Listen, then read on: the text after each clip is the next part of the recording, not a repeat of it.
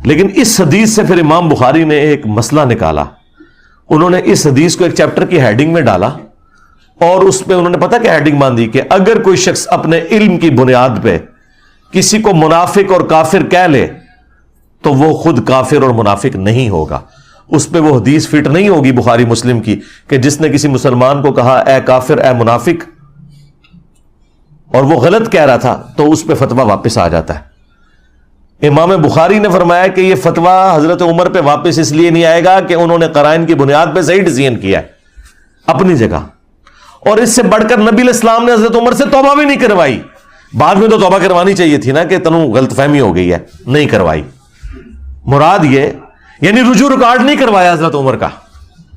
ہاں اب مجھے بتائیں حضرت عمر ایک بدری کو منافق کہیں اپنے علم کی بنیاد پہ, حضور وہ غلط بھی ثابت کر دیں